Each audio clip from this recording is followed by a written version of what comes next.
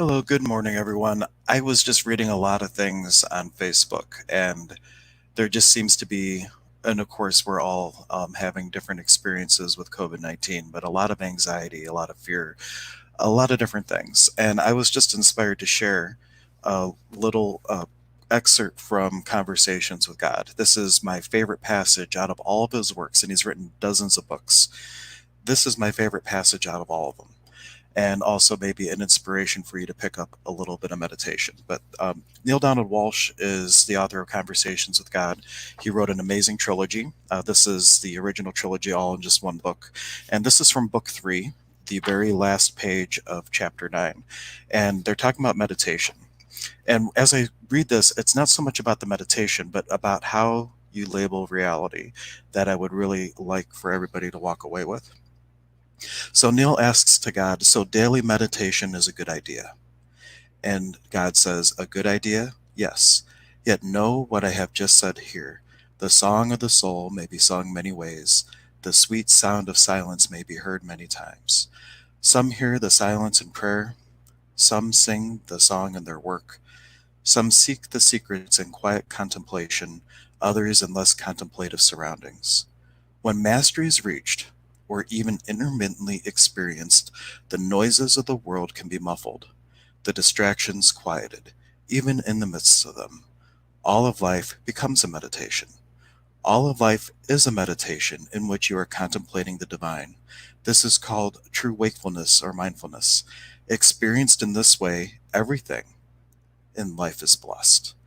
There is struggle and pain and worry no more. There is only experience which you may choose to label in any way you wish. You may choose to label it all as perfection. So use your life as a meditation and all the events in it. Walk in wakefulness not as one asleep. Move with mindfulness, not mindlessly. And do not tarry in doubt and fear, neither in guilt nor self recrimination, yet reside in permanent splendor in the assurance that you are grandly loved. You are always one with me. You are forever welcome, welcome home. For your home is in my heart and mine in yours, and I invite you to see this in life as you will surely see it in death. Then you will know that there is no death, and what you have called life and death are both part of the same unending experience. We are all that is, all that ever was, and all that ever will be, world without end. Amen. So that is one of my favorite passages, and the time that I really heard it for the first time, and I've read this book probably a dozen times. I was at Fellowships of the Spirit, and Dave Orlasky had chosen to read that before he led the group's meditation that morning. And hearing it, it was as though I had heard it for the first time, and tears just streamed down my face as I had listened to it. And what my hope is for you, hearing it all as you go through your day to day experience, really look at it as every moment is a God moment. And if you find yourself in a space of being in fear and anxiety and all that, one, ask yourself, is that even yours? Are you so aware that you're picking up on other people's fears and other people's anxiety?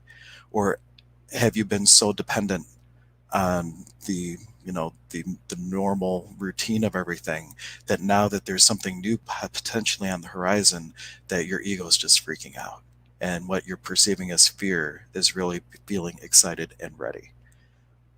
Think about that, because I wonder how many people are in a place right now where they have to choose something different and choose something new, and they don't know what the outcome will be, and the ego is just like, can't handle that. I don't want anything to do with that. I like, go back to the worst day you've ever lived, because I know at least you survived it and I know if things will be okay. But the ego, when there's possibility, it's like, I don't know what to do with that. So I invite you, look at everything through those God goggles, right? Look at everything through, every moment is special, every moment is golden, every moment is a divine moment. And through those lenses, what kind of experience might you be able to create in your day to day reality? And one other final thing to say, to share with you, um, instead of looking at the world through the idea of relationships, because relationships is an acknowledgement that we're separate. And though we are separate, we're also one. So if you look at every person, place, thing, experience as a creationship, what could I create with this to create more possibility instead of how can I relate to this to create more limitation. And that's where, if you start operating from a place of oneness, that's where they're talking about Christ being in the world, but not of it, right? So, what could you walk through your reality with? What sense of purpose, or not purpose, but what space and beingness could you be in the world to start creating with it instead of against it? I guess is where I'm going with that. So I hope that you found this inspiring. I wasn't really planning to come on, but I just saw the first like three things in my Facebook feed were all doom and gloom. And I'm just like, okay, well, what am I going to be in relation to that? And it was to do this little video. So God bless. I hope you all have a wonderful day, and catch us later on around 11 o'clock for Stir Crazy Shamans as well.